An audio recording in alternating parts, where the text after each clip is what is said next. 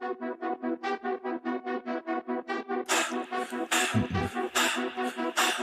ho.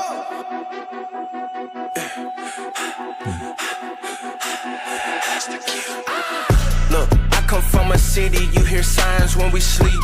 Heaven sent, hands down, vibes so unique. They ain't play their part, so my part is play for keeps. Wide-eyed kid, but I never saw that. Hey, what is going on, everybody? Welcome into Lock, Loaded, and Goated. I'm your host, Brandon Andrews, and with me, as always, TP, Jeff Riddle, and obviously we got Jordan Elkins there, rounding out the Lock, Loaded, and Goated crew. How's everyone doing? Someone. All right, there we go. Oh, you were asking us? Oh, Yeah. I'm All right, it's fine. It's fine. It threw me off. Anyway, I'm great. I'm doing me. I like dandy. throwing y'all off. Absolutely right. no stress whatsoever in my life. We're peachy No as stress. can What's be. up, Deez? Please. There's Per. Hey, Deez. Josh said we gonna need you to take a step out for a minute. You know, he needs to have a chance to win some points. So, you could Hey, just real quick, shout out to Perkins and his daughter Kyra at Austin P. Having a real good game against Vandy tonight in women's basketball. So that's awesome. that's pretty awesome. She And, didn't get it from her daddy. I know that. Yeah. What's up, Thriller? no I hate doubts. your going into work because we're covering your boys tonight. Covering the boys. Covering the boys. All right. So we're going to get started like we always do. Week 10 thoughts and random. We're going to go to Riddle first. Riddle, week 10 thoughts.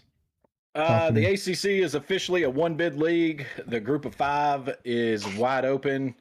And it's a put-up, shut-up weekend for contenders this weekend. You got Texas, Georgia, Oklahoma, Alabama, USF, and Navy, Notre Dame, and Pitt. All teams that can make big moves. Oh, yeah. God dang. The chat is already fired up. The chat's already fired up. What's up, boys? We're here. We're here. We bring with the we zinger. bring we bring the drama, I guess. Jordan, what do you think? Do what? Week 10 thoughts. Oh, week 10. I mean, my boy Well, Joey, week 11. my boy Joey Fags is still being heavily disrespected in a Heisman race. I mean, second in the country in yards. Tied for second touchdowns. 0 interceptions. And just so we're clear, he's talking about a quarterback at the University of Fagnano. Connecticut. Named So we Joe need to make sure. We need to Joe make sure Fagnano. the TikTok don't flag us. All right. Okay. All right. Tony, week 10 thoughts before we jump into the show. About all I learned is that Texas State and Louisiana Raging Cajuns are better at fighting than playing football. Okay. That's true. And what That I is learned, true. what I learned is I don't give a shit what Tony says. Tim Banks gave up 0 points last weekend, and that motherfucker, he's on his way. He's on his way. Best play calling he's had since when? I don't know. It was pretty good though. All right. Anyway, getting into the show, Riddle. We're gonna start with the riddle. Josh, what's up, man? We're gonna start with the riddle. Riddle, give it to us. So that was a pretty good segue by you there, Brandon. I appreciate the alley-oop. So let me just go ahead and throw this down real quick. The trivia question for tonight goes, Tennessee defensive coordinator Tim Banks was a Broyles Award finalist in 2024, becoming the first defensive coordinator in Tennessee history to be a finalist for the award. What head coach gave Tim Banks his first defensive coordinator job, and what school was it at? No Googling, please. If you get this, I'll shit a brick. Two-part. Two-parter. Hey, Brandon just gave a hint.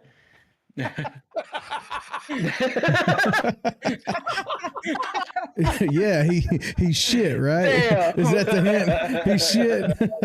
Something like that. All right. Moving So, on. all right. So anyway, okay. So I got something new we're going to try tonight. So for the first topic, we're going to do our playoff rankings update. And the only reason I said I'm going to try something new is I'm going to try to go to a different scene. We're going to, like I said, try it. So bear with me. Let's go here. And then I think we're all there and you can see it. So anyone that can't, so you can see what we have in the middle of the screen is Jeff Riddle's rankings. And this is where his playoff rankings would be if they were to end right now. And I'm going to go try to get the actual ones and we'll compare. But Riddle, tell us where you differ from the playoff committee and why? The biggest one, well, the one that really takes notice is JMU is my 12. I got James Madison there. They're 8-1.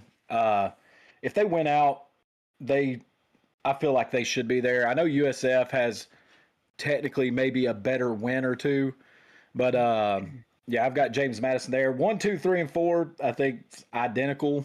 Yeah, but USF also took that beating from Miami. Exactly. And then I still have Oregon above Georgia.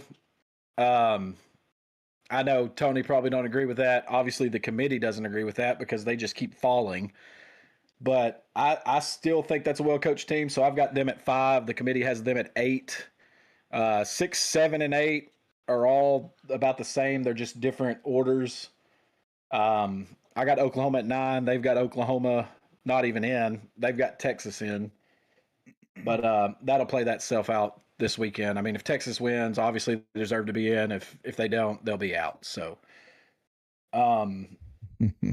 Texas Fire. I mean, I agree. The resumes of the top 3, depending on what you're getting graded on, they could all be the number 1 team. Okay, so let's ask this question. Texas and I got A&M, Notre Dame at 11 because everybody keeps losing in front of them. Texas and I A&M. have Georgia Tech as my ACC champion. I have no dog in the Miami. fight with Texas A&M. They are SEC. So, but you got to look who in the conference have they beat with a winning record. Well, I know. I'm just saying, like, it's going to play itself out anyway. It doesn't matter. Here's my thing. They've got Texas back up at number 10. Texas lost to 3-6 Florida, who lost to Kentucky 38-7. You're right. And they're ranked 5 spots higher than a team who has wins against Florida, Notre Dame, and USF, and who is the committee's 24 team. And their only losses are to number 20 Louisville and a 7-3 SMU team in overtime. Make that make sense. Yeah. So let's get into. I'm gonna hide this one graphic here, and then I'm gonna bring up the actual playoff, and then we'll try to get it adjusted so everyone can see it on the screen here. Yeah. Especially, but so this is the actual playoff rankings. Not like it matters. We all kind of know. In reality, I think Riddle did a pretty decent job, and you could see there's just a little bit of disparity there. Jordan, anything on here that you just totally disagree with? And I know you can't see Indiana right here below Texas A&M, but I assure you they're there. No, I mean, I agree with Jeff on James Madison. As much as I like Golish and what he's done with that USF team this year, the ACC with a 1-bid league, I'm not confident that bid will be Miami at all. And after that absolute beating they took down there, I can't give them the nod for that 12th spot. Yeah, I mean, it's going to be interesting for sure. I mean, honestly, I had Memphis as my 12th seed before that debacle against Tulane last week. I did too last week. Was a debacle. I had them there last week. Tulane beating, finished them off. All right. Tony, anything on there you disagree with? I mean, no, not really, but I do want to bring up this, though. Why is it that we can't put Indiana at number 1? Not that it matters, but why can you not? Since they have one more win, since winning is everything. I think that's one of those that'll play itself out too. Right I know, but it's just, why does Ohio State always have to be number 1 right now? Why do they have to remain number 1? I think the Penn State win. I get the defense part of it, but the Penn State win, that's your comparable teams that they played, and you clearly Penn State barely won that game. State fans, everybody's soft as they get. I mean, Indiana barely beat Penn State. Tennessee fans most know Legend Bay decommitted this week. Flipped his commitment to Ohio State. Came out and said he wanted an easier path to play as a freshman. Came out and said he did not want a competition. And then I had Ohio State fans in the mentions for days. It's we got this and that, and then we won last year. Well, hell, good for you. That was last year. This is this year. I mean, you ain't really played anybody yet. But it cracked me up the way they're coming after me for saying the kid doesn't want competition when that's what come out of his mouth was he wanted an easier path to playing time. But who is advising this kid? Because in what world, in what realm do you think a team as stacked as Ohio State has less competition? In what realm do you believe that? mean, this is the same thing. Fans, oh, we got Jeremiah Smith's going pro. Well, good for him. Hell, he ain't even the best receiver in No, college he football ain't. this year. He's not going pro. He's a sophomore. So that's wrong too. Here's a question. I mean, this is the kind of shit you got to deal with. Here's a question I have for y'all, and y'all can all. I'd like to hear all y'all's answers on this. Is based off of what I've seen from the committee the first 2 weeks, Iowa moved down one spot for losing to Oregon, who they have as 8, and keep sliding. I think they moved up 1 from last week with that win. Iowa moved down 1. Virginia and Louisville dropped 5 spots for their second loss. Iowa has 3. Iowa dropped 1 spot for their third loss, and Virginia and Louisville dropped 5 spots. Because they lost a close game at home in the fucking rain. I mean. What? Yeah, and you got Michigan in front of them too. Let's mention them because the overall rankings here. Carter, you got Michigan in front of them too. That's crazy. I ain't got no watch, Carter. I ain't got time for that shit. Get the fuck out of here with that. Oh man! All right. Just, I really feel like this committee is really putting a lot of value in good losses more than winning football. Look at Georgia Tech, Miami. You got Georgia Tech 8-1. They lost to NC State, who is the same team Virginia lost to, and Virginia was 3 or 4 spots higher than them last week. And then Miami, who has 2 losses, jumps them this week in the poll and is now the ACC bid. Like, make it make sense. Make it make sense. I don't know if you can.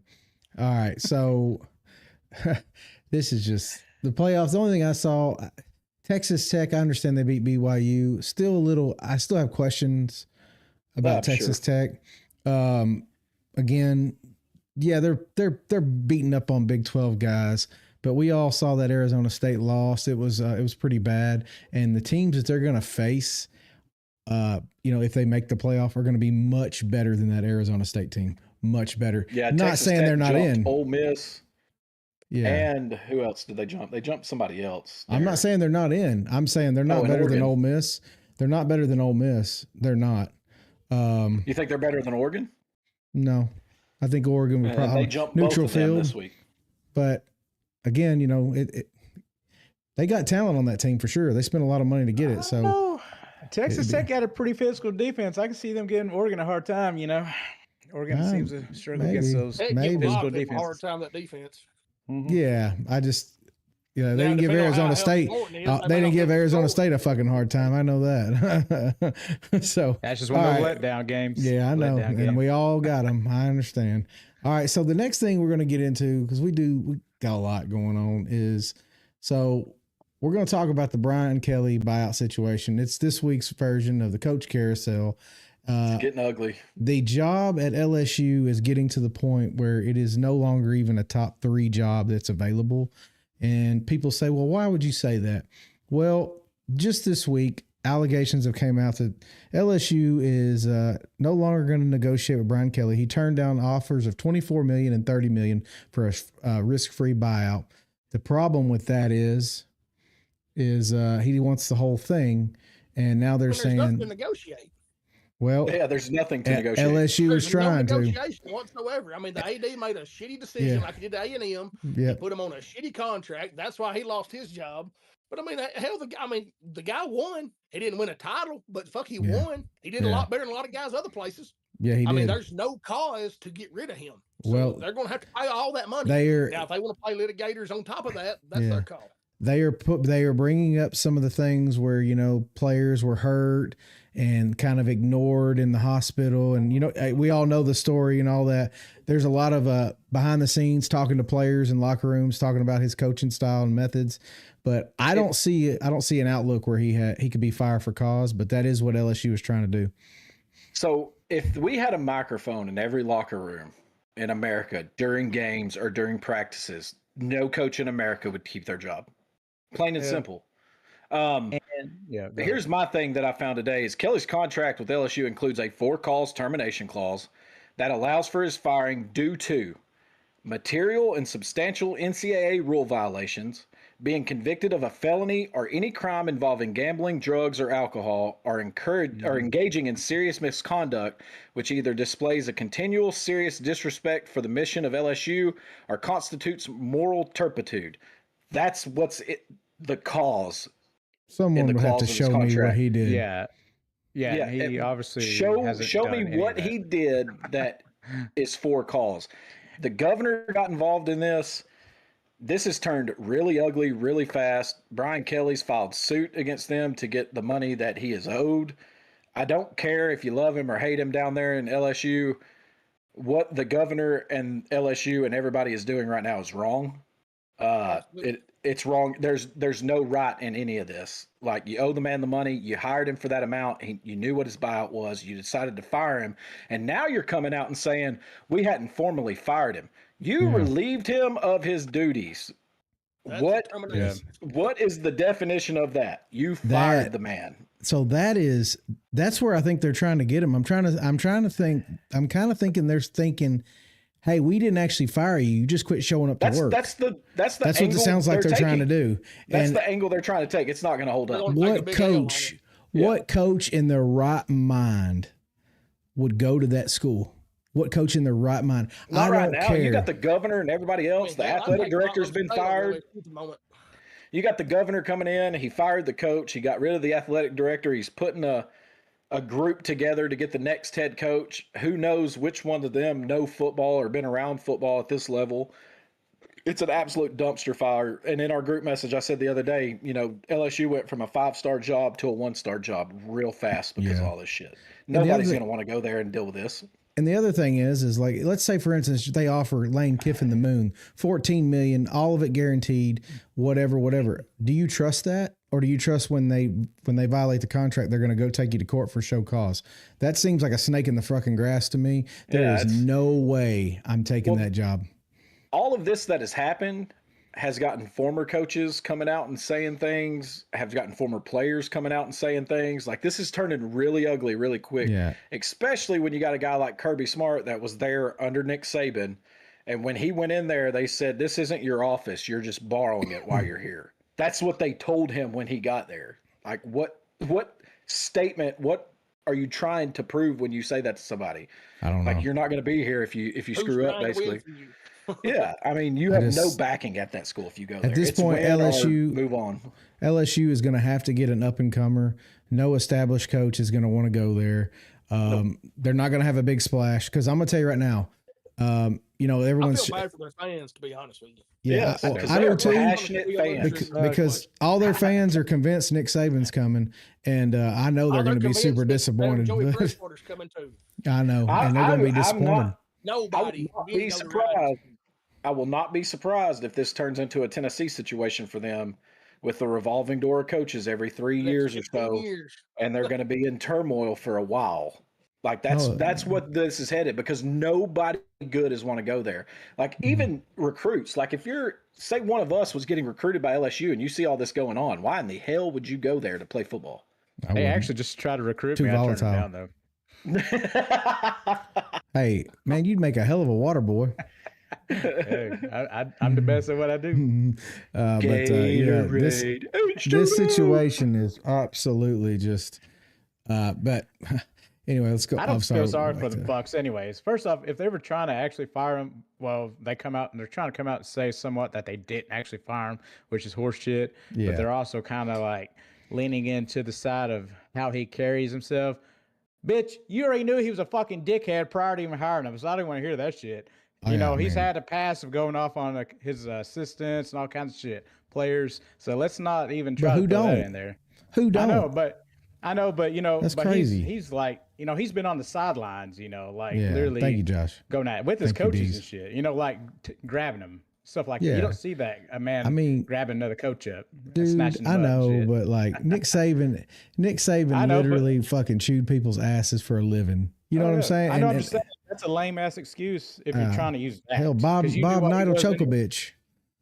Yeah. Thank you for following, man. Yeah, he did. That's right. And that's all that matters. I promise you. They don't give a shit about any of that other stuff. All this conduct unbecoming and all that legal jargon that they're trying to throw out. There is no way anyone buys that. There's no way. It's not going to hold up. It's not going to hold up. They're going to pay the man. He's going to get his money. And guess what? He's going to go get more money to pay that money. And he's going to go somewhere else. And he's going to get a job coaching. It needs to be back up north. He does not belong in the South. He does not fit in the South. But he will be a good coach somewhere. He's going to win. He just won't win you anything of meaning. You got it, big man. Roll Tide, brother. And let's be honest. I mean, with all this, with potential litigation going on, that may knock him out of this carousel for a couple of 3 years. So there's another proven winner that some of these schools are going to be like, we can't find anybody because Yeah, I mean, very few guys out there.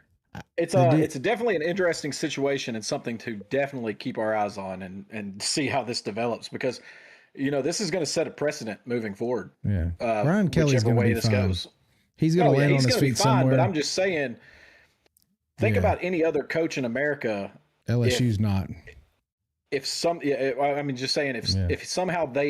it's ruled that he doesn't have to get the whole buyout, that they rule in LSU's favor, like that's going to set a precedent moving forward. That's going to be a slippery slope. And then there's even less coaches that want to go to LSU because they know now they can't depend on them to keep their word, and they're going to try to renege on their contract. Dude, you're talking about it's going to be some assistant coach that just wants a shot, and LSU will become a stepping stone job.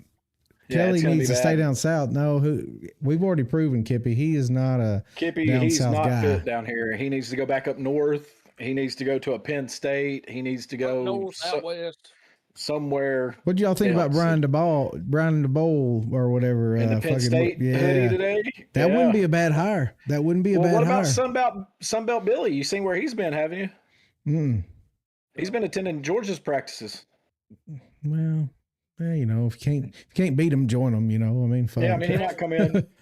Might come in as an analyst or a wide receivers coach or something. He's a hell of a recruiter. He is. He's a really good recruiter. So good. Anyway, it'd be interesting. We're going to keep our eye on the situation. The reason we brought this one up tonight is we all felt like in our group chat that LSU has really taken a back seat as one of the premier destinations, and all these talking heads on the media that you see, there's no way that anyone's going to that job that's worth a fucking damn. The only people that go to that job is people that don't respect themselves. Lane Kiffin might be the guy. He might be that guy. Chad said Billy Napier can take Lagway with him. I'm about to repost that question if you want to pin it again real quick. Go ahead. No one has got it yet. Yeah, not one single person. Makes me happy.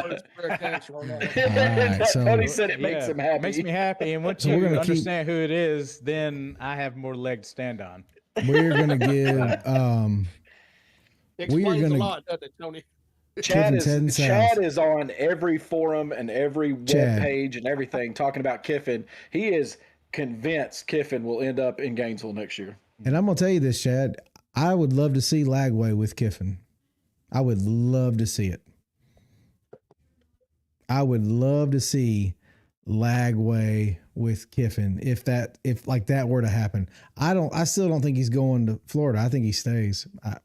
But then again, his comments this week were interesting. They were pretty much describing the Florida job to the T. But all right, we're gonna move on with the show here. So, the last hot take we got for this week before we get into our matchups, cheating in Trojan country. So the Big Ten's known for a lot of things, but cheating.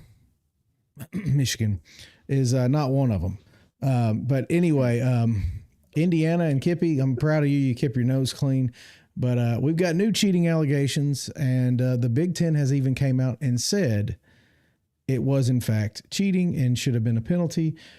We're talking, of course, about USC this weekend having a backup quarterback swap jerseys with the punter and send him out there to run a fake punt. The Big Ten has come out and officially announced that should have been a penalty, and it is, in fact, illegal. USC then comes out with a tweet and says it's easy to be confused. So the battle continues, but first thing I want to ask you guys is it cheating? 100%. Okay. But what's more, it's probably, it coming to light is probably more punishment as an embarrassment because of who you had to do it against. That's true. I mean, you had to break that out against. I mean, I would have saved that for, the UCLA rivalry for a big game. I would not have used that against fucking Northwestern. Carter, no, they never did anything to Michigan for cheating. They're not going to. everybody left, and they got a slap on the wrist. Yeah. Everyone Sharon that's no longer there. Sharon Moore got suspended. Yeah, he got suspended 2 games. Yeah. But Tony, cheating, you think it's cheating, right? Yeah, well, Lincoln Riley, I seen what he said. His little interview after practice today. He was pretty much, there was a little short clip, a little short interview after a practice today, and he pretty much said it wasn't cheating and a few other bullshit words, that rolls out of his mouth. Apparently, I guess, technically, it's not cheating to him, but, when the Big Ten says they came out and said that they should have been penalized, then what the fuck is it? It kind of sounds like it's something that's not legal to do. So really, hell, I think it does classify as cheating and an unfair. It had to be some loophole or something. I don't know. I don't know what kind of rules they got, but I've never seen that bullshit in my life where a quarterback comes in with a punter's number on. And Barry Bachmeier does it every Saturday. Yeah. But you used to have numbers by position group. So right. And so the real question is was he on the roster under that number, or did they do the jersey swap? Now, if he's on the roster under that number, that's not against the rules. You can have the same number as on the field at the same time. Hang on, because I talked to an official about this, not at that level, but like a TSSAA official. Yeah. And it even like, yes, he could be listed under that number, but if he's still listed as the third string quarterback, he can't go in and line up as a punter.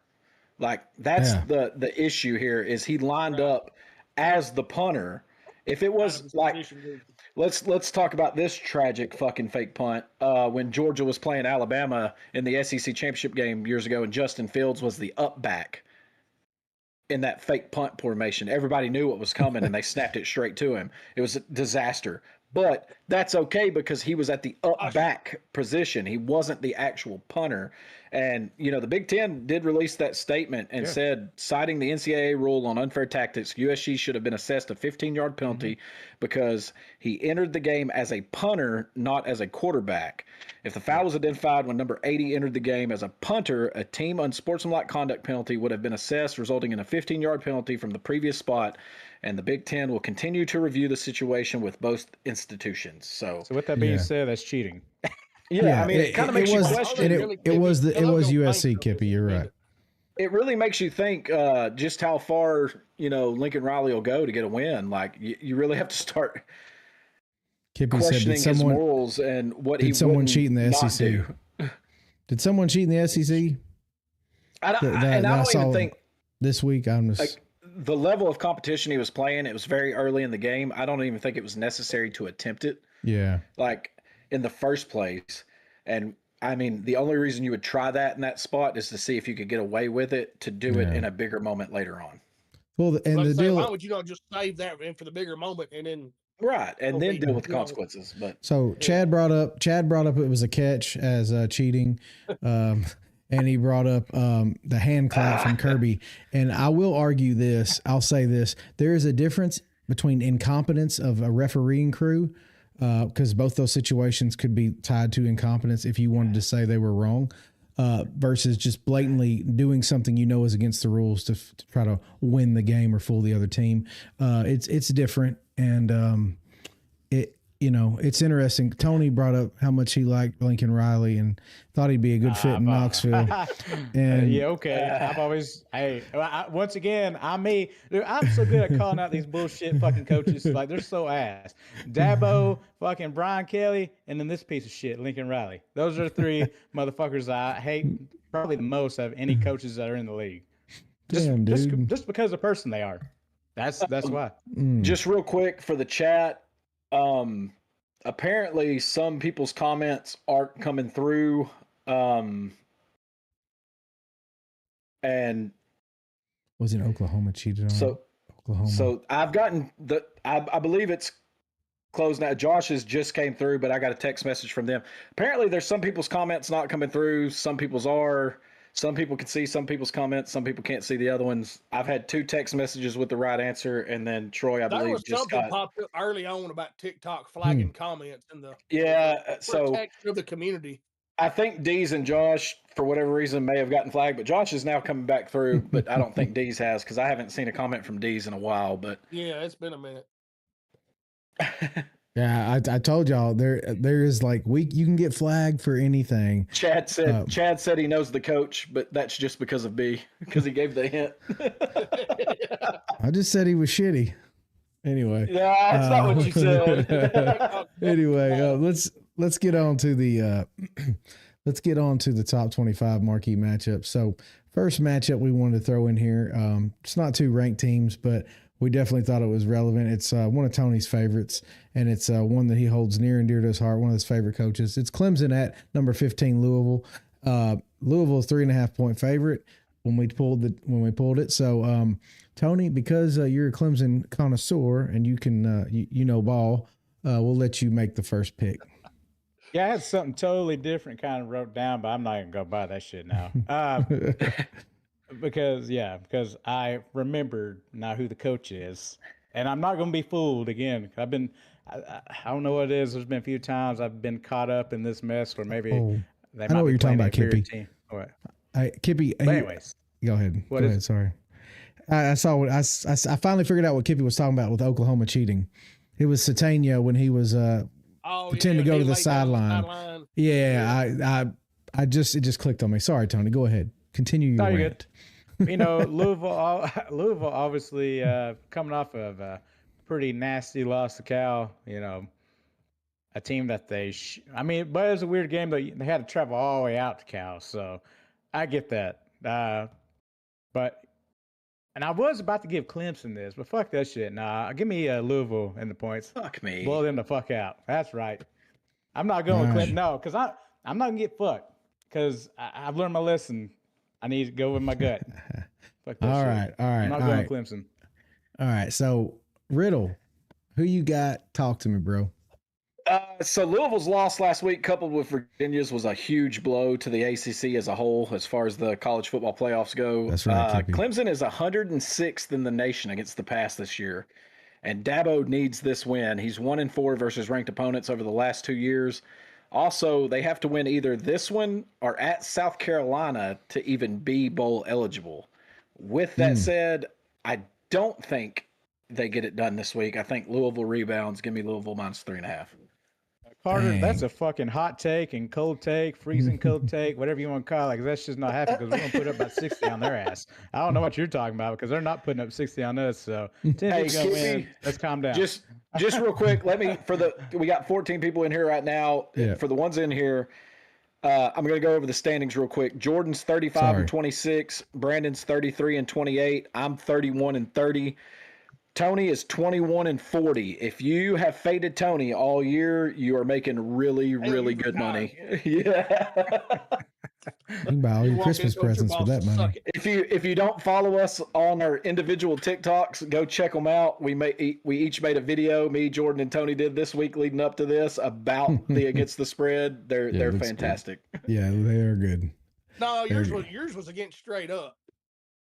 No. I was saying I put the against the spread in there. I was last year the reigning champ in our pick'em, just to pick 'em. Okay.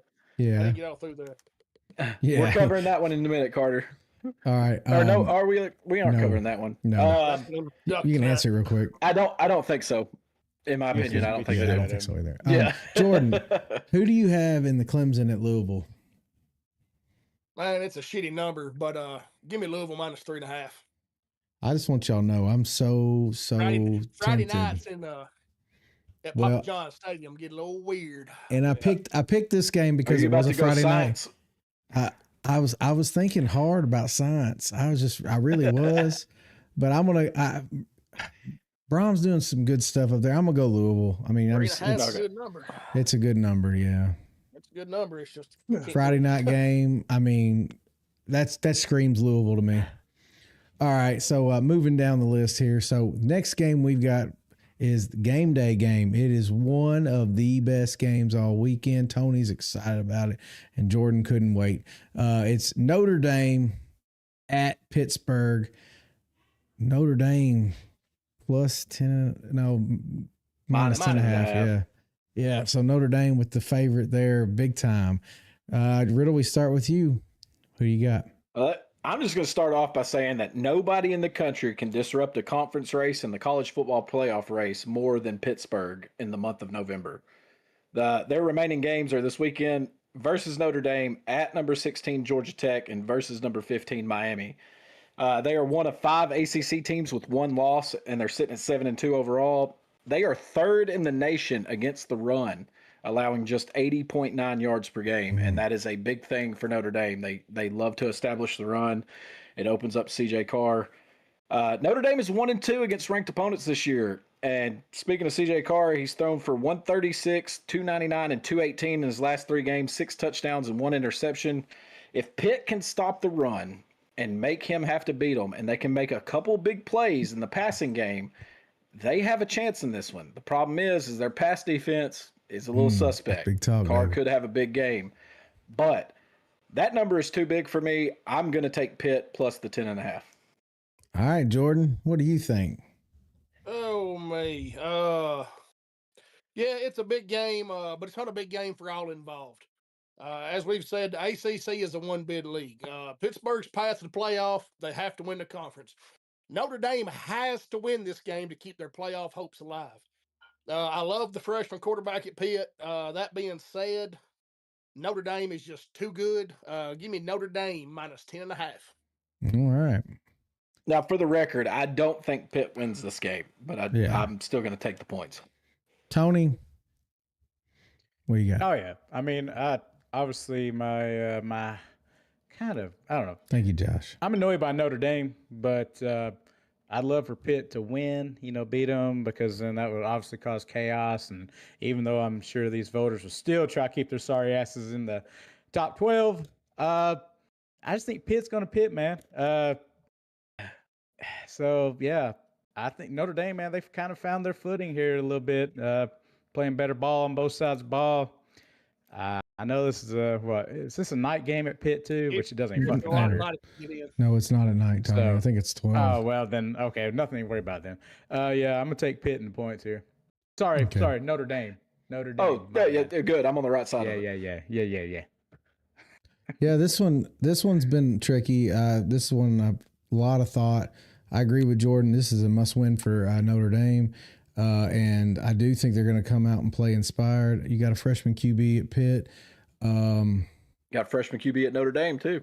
It's going to be interesting. I'm going to take Pittsburgh at plus 10.5. I do think that's a big number, and I could see this being a Notre Dame win by about 10.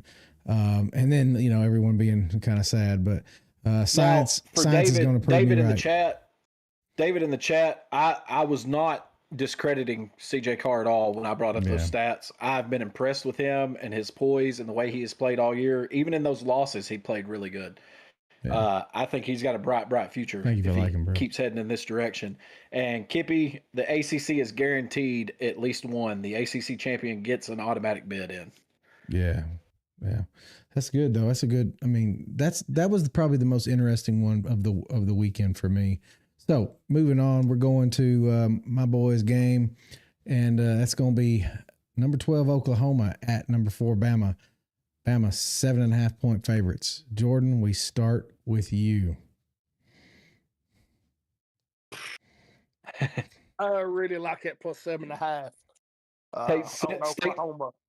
Tate Stevens said, "Boomer." However, this game is in Tuscaloosa.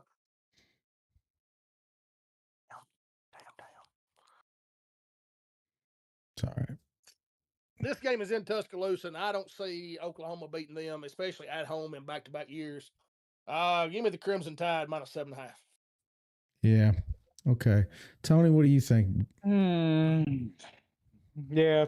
It's a tricky one. And I feel like been a while, Bama might. I think Bama might, I feel like Bama's been pretty good lately at covering this bullshit 7.5 stuff. But I'm just going to go opposite. And I still don't think OU's defense isn't that good, even though they forced some takeaways against Tennessee. Tennessee just had a really off game, that one, because let's face it, Tennessee still did whatever the fuck they want to do on them when it comes to offense. They just Tennessee, and turn it over at the worst possible times. I'll take Bama also in the points, just because I don't think Bama's going to have that let up of all these turnovers to save their Oklahoma's ass this time. So, yeah, I'm going to take Bama in the points. Tate says Bama can't run the ball, yet they beat more ranked opponents than anybody in the country. You know what? That's all I've seen. Can't run the fucking ball. Hell, can't. Yeah, still win. Defense. So the difference, the defense that we put up, the numbers are close and they're similar to Oklahoma's. Ours is just. I need to address some comments real quick. Yes, go Kippy, ahead. the Power 4 team, the Power 4 conference champions get an automatic bid. Does not matter who they are. That is why Miami is in the committee's bracket right now. That's why Miami is in right now as the 15th ranked team in the nation, because they would be the ACC champ in their bracket. Outside of the Power 4, you get to the group of 5. The highest ranked group of 5 champ gets an automatic bid as well. Yeah, they do. Go look it up. It's why Miami's in their bracket. If you don't believe me, study a little bit. Anyway, I love you, Kippy. For this game, I've got Ty Simpson will have a big night, continue his push for the Heisman. This is one of the ones that I think the people that set these spreads had a little bit off. I think Alabama wins big. I think Oklahoma's defense was overrated because of who they played. I'm taking Alabama minus 7.5. Me being the Bama fan, I don't have the same confidence that these guys do. I will say that Alabama's defense is playing on another level right now, and you're just not going to do the things you want to do in Tuscaloosa. If it was at Oklahoma, that'd be good. And the big thing right now is Milroe's not here to save Oklahoma this year. So Milroe is not here to bail out Oklahoma. You've got a quarterback that can actually throw the ball, but I'm just telling you right now, I got Bama in 7.5. I think it's about a 10-point game, but that's where I'm at on it. So where it is? Oh, there, yeah. There No, I'm just trying to answer. Kippy's still saying that I was wrong. Yeah, I know. That's It's ESPN fine. committee's rankings there. Yeah. It is what it is. The ACC does get an automatic bid, regardless of whether it says it. Unfortunately. Yeah. Brandon, you take Alabama, right? Yes. Yeah. Yeah, I did. I would hope so. I was questioning it. I didn't know if it was going to be a letdown, but then I remembered it was a ranked game, and the one thing Alabama don't do is that they just don't lose the ranked games. I mean, they ain't got to worry about letdowns. Champions get an auto bid. They do not The Power get 4 auto buy. Yeah, the buys are gone. Yeah, the buy. You be the Duke. If Duke wins ACC, they'll be in. They might be the 12th seed, but they'll be in. Yep. That would be. Say he's going to send a Boomer shirt if they win. Yeah, be a takeout bet. Yeah, I mean, I'll wear a Boomer shirt. Hey, You send it. Hey, come on, we bro. have said for anybody that is in here, if you want to make a bet with us and you send us the apparel, we'll wear it. We ain't scared. Yeah. The Sugar But Bowl, I ain't Tate. buying That no was Alabama shit ever. the I do Sugar have an Alabama Bowl, football, Tate. but- We were disappointed we didn't make the championship game. All you got to do is go back to look at 2008 against Utah. Nobody gave a shit about that. Sugar Bowl. What was that, 15 years ago? Yeah, it was a while That's ago. Urban Meyer's Utah team. He also brought up the last time he came to Bama, they won, and that was in like 2002.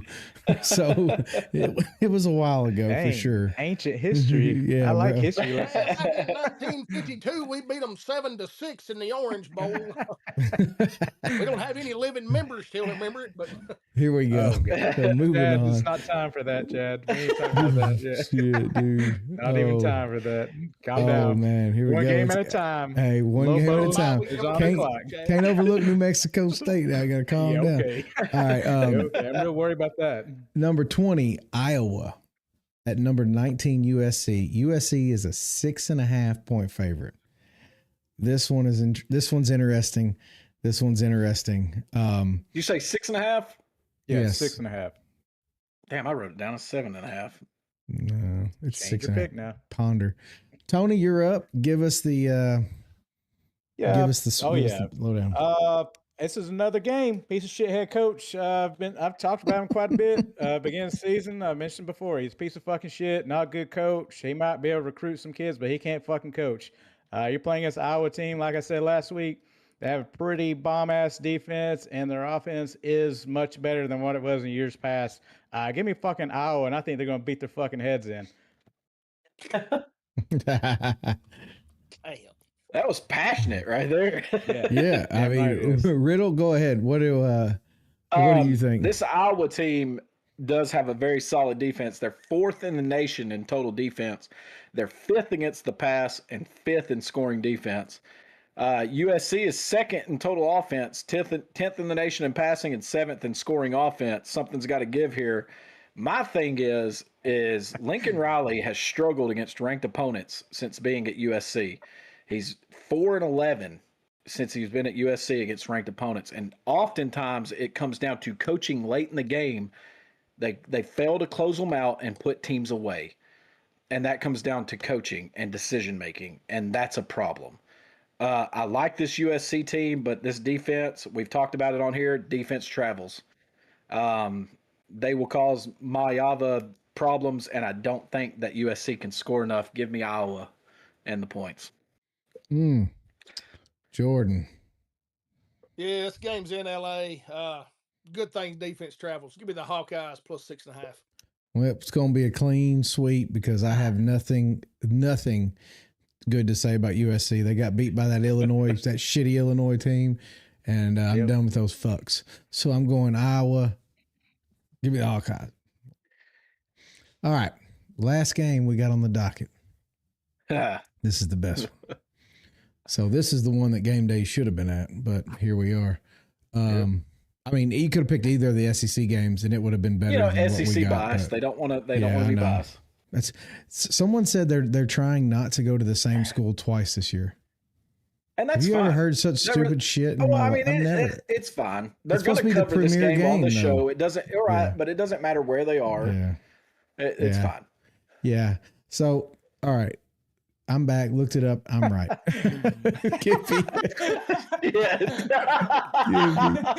Oh, come on, bro.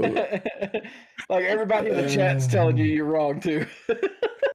That's fantastic. Well, okay. So Tate, you just make sure you come back. You come back next week. You just make sure you come back next week. All right. Number 11, Texas at number 5, Georgia. Georgia, 6.5 points. Favorite. Riddle, you're the Georgia fan. You're the resident Georgia fan. Give us what's going to happen. Anytime we get Georgia in a game that we pick, I tend to get a little long-winded, so just bear with me here. I'm going to start off by saying that in the Biscuit League, I took Texas as my 2 as an emotional hedge. Just putting that out there. So, yeah, Georgia put together their best 4 quarters of the year last week against Mississippi State, but still trailed after that first drive because they just sit back on their heels early in games on the defense. They don't need to flirt with that in this game. Rallying back from multiple scores in this game could be very difficult. They need to be like they were in the first meeting last year. They need to come out early. They need to apply pressure, make Arch uncomfortable, and hit them right in the mouth. And they're at home, so there's no excuse. Arch has kind of turned it around here the last few weeks. He's looking better, but he still struggles when put under pressure. Even against inferior teams, when he's put under pressure, he panics. His release, I saw today, his release is 1.4 seconds slower than Quinn Ewers. I mean, that 1.4 seconds is a lot. Yeah. So they need to apply the pressure to him. But the problem is Georgia applying pressure. Their 3 sacks last week against Mississippi State gave them 11 for the year, which is 119th in the nation. Meanwhile, Texas is number 1 in the nation at getting after the quarterback. They have the most sacks in the nation. An interesting stat, though, Texas is ranked 127th in the nation in penalties. Through 9 games, they've taken 73 penalties for 595 yards. This game, you're going to have to be disciplined. You can't be undisciplined and be giving up a lot of yards that way. Plain and simple, Georgia can't get behind the 8 ball in this one. We will find out Saturday night just how good Georgia is. Put pressure on Arch and get the win. Plain and simple, I'm taking Georgia in this one, -6.5. Jordan, what do you think? Yeah, dogs, -6.5 to play here. Texas has to prove they can win a game like this, and they have yet to do that. Yep. There you I go. like the comment from Chad now that I'm off my soapbox. Yeah, Tony. That's exactly what I was about to say. I don't trust Arch in a hostile environment. This isn't Mississippi State and those dumbass cowbells that do nothing. Yeah, they put up some points in that game, but it's Mississippi State. I think Georgia can. They should be able to cover the 7. If it's fucking come down to the last minute type of deal, I'd be shocked. Yeah. It could, but I don't see it happening down in Athens. So yeah, I'm going to take Georgia 6.5 here. Yeah, I'm taking Georgia. So we didn't differ much on our picks this week. To me, the line was just sitting there perfect for a lot of these games to be picked with a little bit of confidence. So yeah, I'm just going to go with Georgia. I think that they're going to be too much for Arch. I don't think Arch has seen a defense like this. This is not Mississippi State. Off of what you said, Brendan, there's literally one game that'll determine which pair has the winning week and which one. I mean, we could. Right? Well, I mean, we could all be sitting 4-0 in the other 4 games, but the Notre Dame Pitt game, me and you took Notre Dame, me and you took Pitt, and then Jordan and Tony took Notre Dame. That's going to be the only difference in the records this week. Shit. Shit. Kippy's correct. It does not say Power 4. It says the 5 highest ranked conference champions. Whoever wins the ACC will be one of those 5. Yeah, for sure. The committee will not leave them out. That's why Miami is in the committee's rankings right now as the 15th ranked team. It won't. It will not matter. I promise you. Chad, we got it at -6.5 for Georgia. Love that comment. Might be the comment of the night. Chad said, "No cowbells, just grown folks barking for 3 hours." Yeah, really. I would rather hear that because I have a dog that lives indoors and he does nothing but bark. So I'm used to that. That's true. But Kippy, at this point. Kippy, to your point, like with what Jordan said, and if Duke comes out of that, they will still find a way to get Duke in the top 25. I promise. Just wait and see. I just think the money's too big. Because whatever ACC, the Big 10, the Big 12, ACC, SEC, Big 10, Big 12, those 4, whoever wins that conference will be ranked higher no matter where they are than your Sun Belt champion, your MAC champion, and all of those, no matter what the situation is. I promise you, the Power 4... The powers that be will not let that happen. Right. Yeah, Kippy. It's just not going to happen. He said Duke is 6-4. I agree. I'm not disagreeing with you. In my bracket. JMU, I have them as the Group of 5 representative in my bracket. So, I mean, I understand where you're coming from, but I can promise you the Power 4 conference champions will be in the tournament. And Duke is not going to win the ACC. So they're just not. They're not. They're not. It would be chaotic and it would be fun and interesting. So on a technicality, I'll concede that Kippy was correct in the verbiage. Well, I mean, that would be crazy if Duke fucking finds a way to win. It'd be crazy. I mean, it'd be great. For me, it'd be great as a fan. But it'd be awesome. I mean, he's correct. I hope we're the team that gets to play them. We're still right. I mean, that's how I feel about it. Riddle would make a good furry. Yes, he would. Oh, Lord. Shut up, Chad. What the hell? Oh, God, dude. Okay. So here we go. We are going to sit here and get into... no, Chad. He'd have a damn Ugga head on. Yeah. Hell yeah, I'd be a dog. Just bark at you all the time and you get tired of it real quick. Okay. Go up a couple comments. Some people pay a lot of money to become a furry. Most of them choose to be dogs. Be dogs.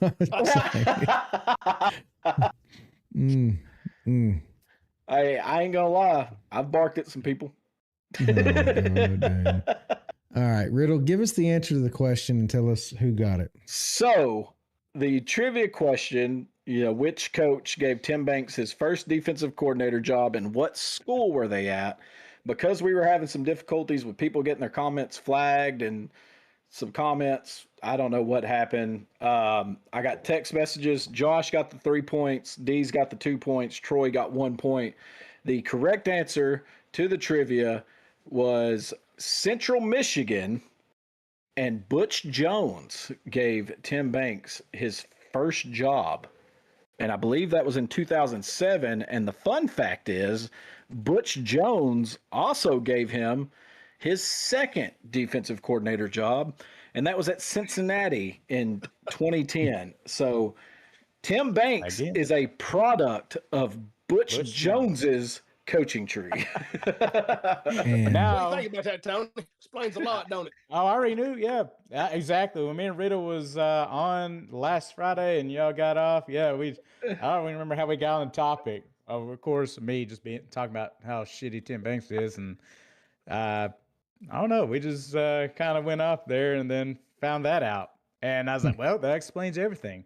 And I have every right to bitch, and no one can say shit to me. Because if you're a product of fucking Butch Jones, I mean, you don't know how to win. You don't know how to fucking win. It's not time for your pour yet. You can't win. I don't even have anything really cool about. I knew this would get him going. What's up, Wolverine? How are you, brother? Hang on, let me answer Josh real quick. He wants the standings real quick. Hello, in Pardo. a tie for third is Troy and Chad. Tie for fourth is Troy and Chad at 7 points. Big Hunt is now in third at 13 points. Josh has moved up to second with 16 points. Ooh. And Dees, who said he was not going to answer and then did anyway, with his 2 points, is now up to 20 points and is still in first place. Oh, shit. So, Wolverine Gage, what's up, brother? How are you? And Jerry Perkins, hello. Welcome. So, we are to the time and the place in our show that we have reserved for one maniacal motherfucker to just go off the rails and just start ranting about bullshit. We didn't want the same fucking tired ass Tennessee story. We wanted something new. So anyway, long story short, it's time for Pardo's pour. We're going to let this guy cook. Dude, listen, I'll tell you what, Tony, I'll just tell you something. Drinking, right. First of all, let's just ease into this. Water. Yeah. I'm trying to get over the sickness. Jordan, you drinking anything tonight? No, just Dr. Pepper from Zaxby's. Well, I'm drinking. This is my third glass of Jesse James, and I'm really starting to feel it because I'm trying to sell my house, and I needed some hard stuff when I got home. So I just want to ask Jesse James isn't the hard stuff, but it's the quantity over the quality tonight. Yep. So I'm just going to go ahead. I'll just say something, Tony. I think Josh Heupel goes to LSU, and he leaves. He leaves. You're insane. This fucking insane fan base for a more insane fan base because he loves drama. No. That fucking fan base. LSU fans are. I said they were more insane. I said that. Yeah, but we're not even. A lot of Vols fans, I feel like, I don't think they're really insane. I just think they, like I was saying last week, just hot air. Yeah, they like to blow just hot air, just to get people going, kind of like I do sometimes. But I don't really mean a lot of things I say. Nah, because I know I see fans that are on social media, and there's just get back to your sleepover. What is it? Before you start, Tony, I did say go ahead. Group chat I was going to give out an all butter pound cake basketball play for tomorrow night. If you can find it, Alabama -3 or less at home against Purdue in a double revenge spot. Load up on them. It's 3.5, 4 most places. I did see that Caesars at 3. You may have to do some digging. If you can get Alabama at a possession or less at home. Dude, that's going to be a big game for us. Before we let Tony take off, I don't know if y'all been following the chat, but this is getting great over here. So to fill you in, Josh comes in and says, I can confirm he didn't Google it because Chad made his Google must have came back up comment. Chad then said, Josh, get back to your sleepover. Your bubble bath is ready. Josh said, I'm in the bath, brother. They're going to paint each other's nails and shit at this fucking sleepover. All right, so I'm pretty sure D's just got flat out banned. We haven't seen him in the comments since earlier. Yeah, I don't know what happened to D's. Basketball game, so he might be. Right. Yeah, But he he did text me to let me know that Josh had said the correct answer about 29 times in the comments. Not one of those came through. I didn't see Josh it one either. time it just said Central. Yeah. That was all that came through was Central. Well, Well- on mine it just said at Jeff, and then he answered first and said Penn State, and then nothing else came through. Yeah. What it sounds to me like is Tony coming off a bye week going against New Mexico. He don't have a lot to bitch about, so he's actually No, just I like, don't. he's actually just I chill. think it's He- New Mexico State. Let's not be Yeah. disrespectful. Yeah, to New New Mexico Mexico. State. Sorry, I apologize. New Mexico, Forgive me. Mexico One of those State, who gives a irrelevant fuck? motherfuckers. Balls by fucking 50. Balls by Yeah. 50. I knew that was coming. I knew it was coming. Well, I Yeah. tell you what, it better be by fucking 50. Because if we're not Oh, winning dude. by fucking 50, nah, For the someone's love of got to God, I fucking hope it's go. close. No, I hope someone's it's gotta close. fucking I go. hope it's close. I'm just gonna No, mute it better this. not be close. This is a fucking game right here, which, hell, our season's over with, really. I mean, who gives a shit about bowl games? So this is a game, Nobody. the fucking Lobos. And no, Tennessee's not fucking losing. Carter made that really freezing cold take earlier. He said hot take, but no, that's what you call a freezing cold take. No, they're not winning, but Tennessee's going to hang, 50 plus on them. Hell, like I said, I expect a fucking 50-point win. If they fucking give up 20 or 30 to this fucking Lobos team, I'm going to lose my fucking shit. Regardless, I know the season's, I guess they have like a 0.001 chance at these playoffs. Literally, they have to have a fuckload of teams lose in front of them, and they just got to win out. So chances are like ultra slim. But I just want to see this fucking defense improve over the next 3 games. Offense still going to do their thing. I seen even comment earlier by the Boomer saying OU's defense is elite. No, they're not. Stop it. Tennessee, we do what we do. Tennessee hung a lot of yards that didn't equate to points because that's what we do. Don't brag about that shit. That's what Tennessee does. We always do that shit. OU's defense isn't elite. Tennessee's literally moved the ball on pretty much anyone this year. It's always a few times where they just fuck up. They have these fucking brain fart moments in games, and it always happens every fucking year. Now, but this week though, they better beat the fucking shit out of the Lobos. I'm just telling you right now. If they don't fucking beat the shit out of the Lobos, Jordan, look. Whew, heads got to roll, man. Like something's got to Can't change. see it's all washed out. Back it up. Oh yeah. Oh, there you go. But yeah. What'd you do? What'd you do? Oh shit! I was gonna start getting fantastic. some. I will start getting some fucking signs. And just, I want like golf signs. Like I want golf signs, like when Tony's on his rant. Just be like, quiet, please. Oh, yeah, man. Yeah. I want to see Chad, some fucking it just said improvement I on was this fucking stupid. defense this week. And Chad didn't bring up the Florida Chad, game next It weekend. said I'm with not stupid gonna and had an talk arrow pointing up. because Chad, I'll tell you right now, I'm just going to expect Tennessee to fucking lose next weekend until they prove me otherwise. I'm not because this is actually one of the worst fucking Florida teams in a long ass time. It is. Let Tennessee fuck it up somehow. They'll do it. Hang on, let me ask. Tennessee's gonna put 500 yards on them. Marshall incident and still win that game. I know. Oh shit!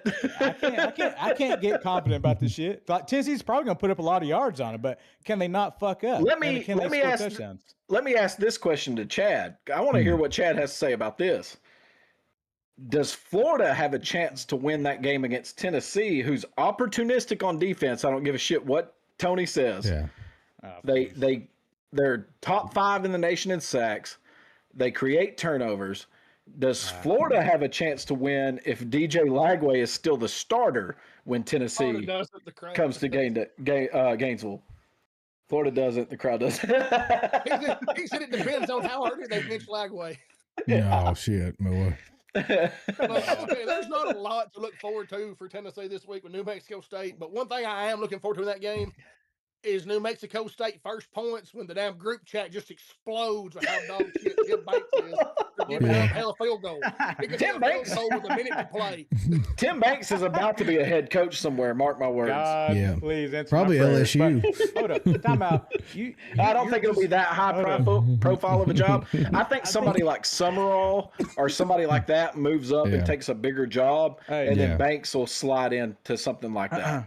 First off, again, I'm going to go back to this Florida-Tennessee thing. I stand by what I say. In that game, Tennessee's going to put 500 yards on their ass.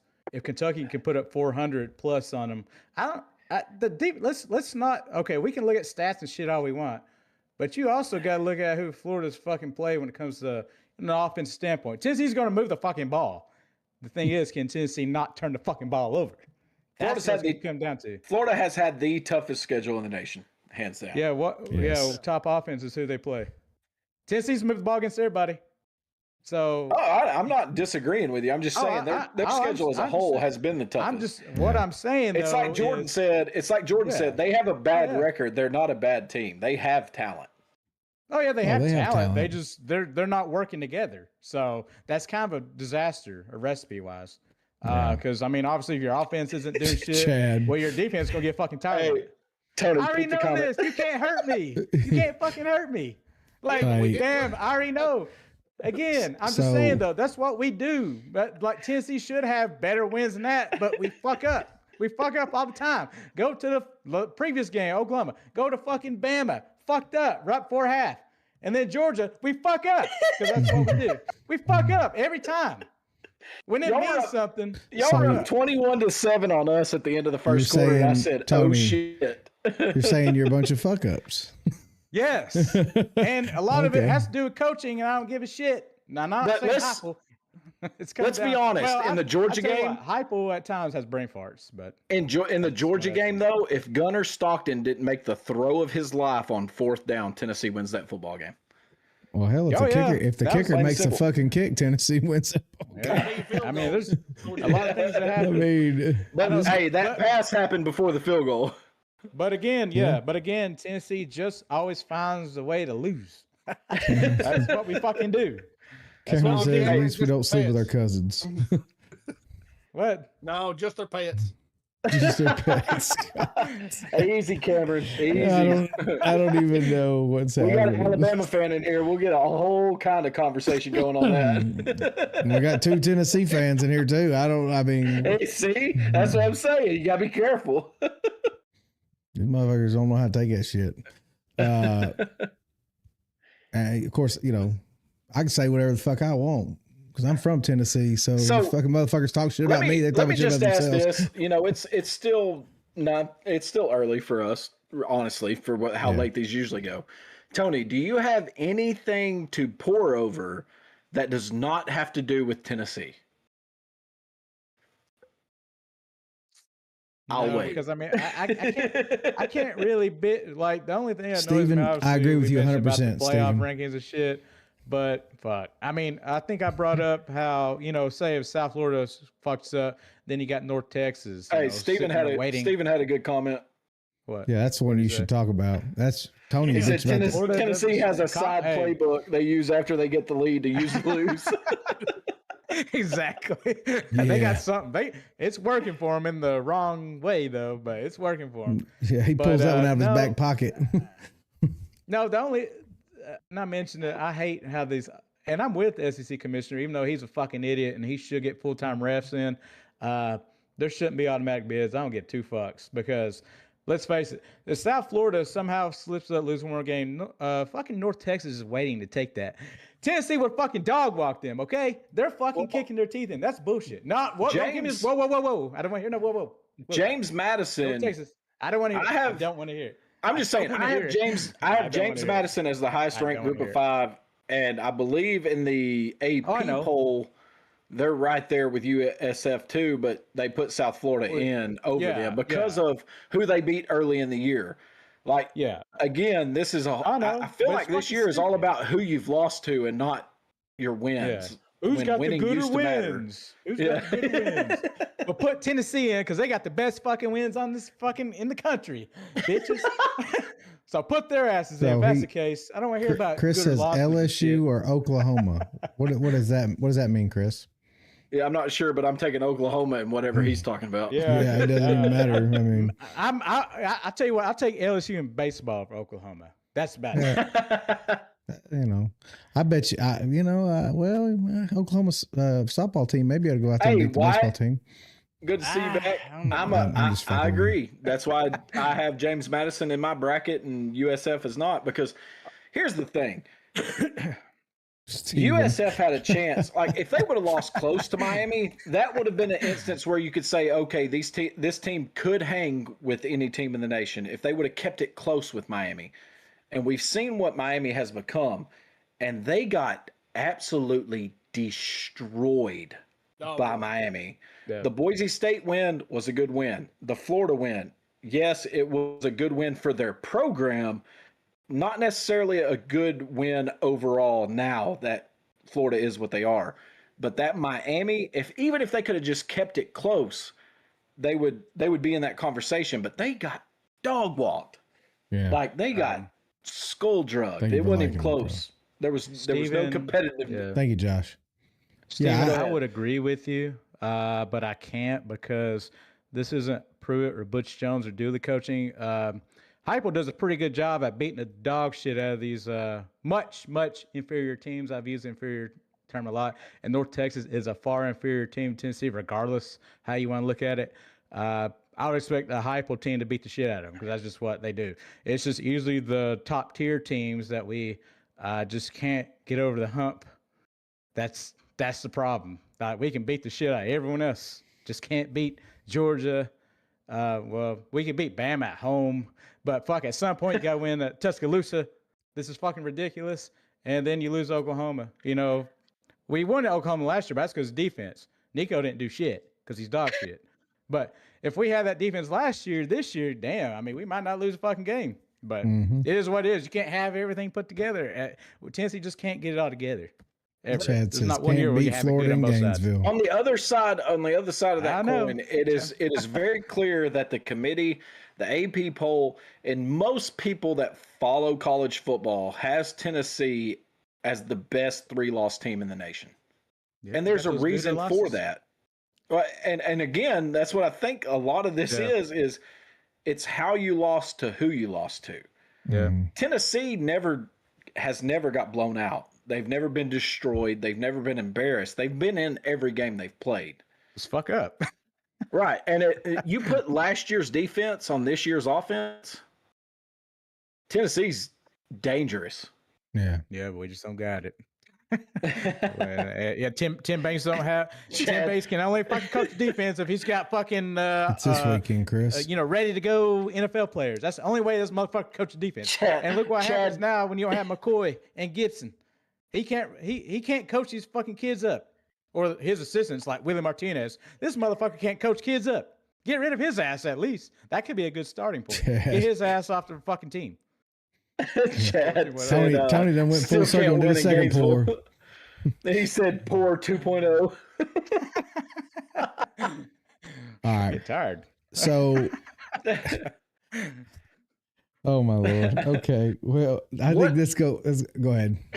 Well, what I was just going to say is what we know is November as a whole is going to be very exciting because of the matchups that we have coming down the stretch and what they mean for the college football playoff and who's going to get the chance to win it all.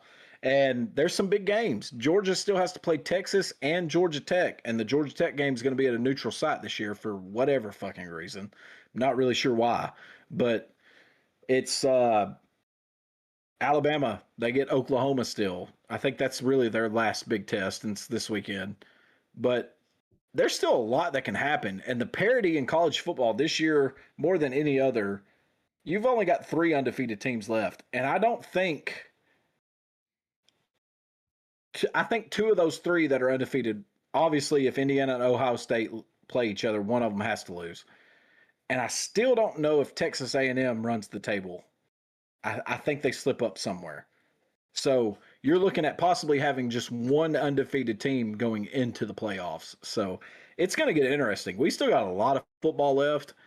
we still got a lot of things to look forward to. It's gonna be really interesting coming down the stretch. Yeah. Big E, I don't think anyone's dismissed him. I think maybe the national media never really got on the bandwagon for Georgia Tech. But I know Riddle was on there in preseason. I still am.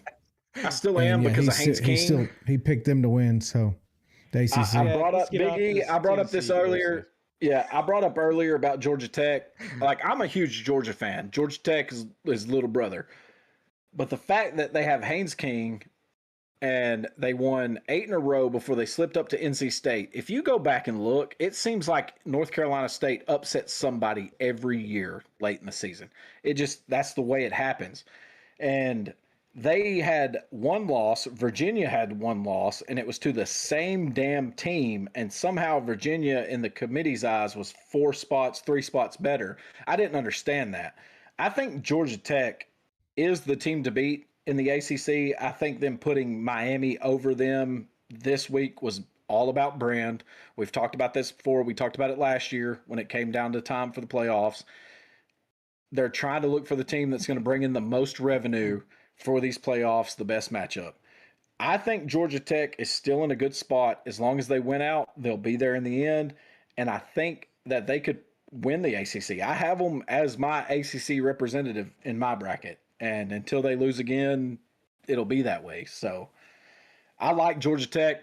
I like their coach. I like their quarterback. I like the heart that they play with. Yeah, they lost a tough one to NC State, but all they got to do is win. Even if they lose to Georgia, that doesn't hurt them in the playoff race because they still get to play in the ACC championship as long as they win the games they need to. Yeah, the big thing for us is got some Alabama questions, but if Alabama does beat Oklahoma, when we talk about what we're getting to play for, we're pretty much locked into the playoff at that point. Yeah, for sure. So we're locked in. So all we got to do is get through this, and then if we were to lose to Auburn, for instance, we'd still be in the playoff. So maybe not SC title game, but it doesn't matter. That's going to do it for all of us on Lock, Load, and Go. Thank you all for being here. If you can, please give us a like, follow, subscribe, whatever you got there to hit that damn noti bell, do it all. We need the sport. We're trying to grow and get a little bit bigger. We go live every Wednesday and Saturday on Twitch, Kick, YouTube, and TikTok. And we also have the audio version, the podcast version of it on Amazon Music, Spotify, and Apple Podcasts. We would really appreciate it if you went over there and gave us a like and follow as well. So with that said, that's going to do it for all of us here on Lock, Loaded, and Goated. And we will see you in the next one. Peace.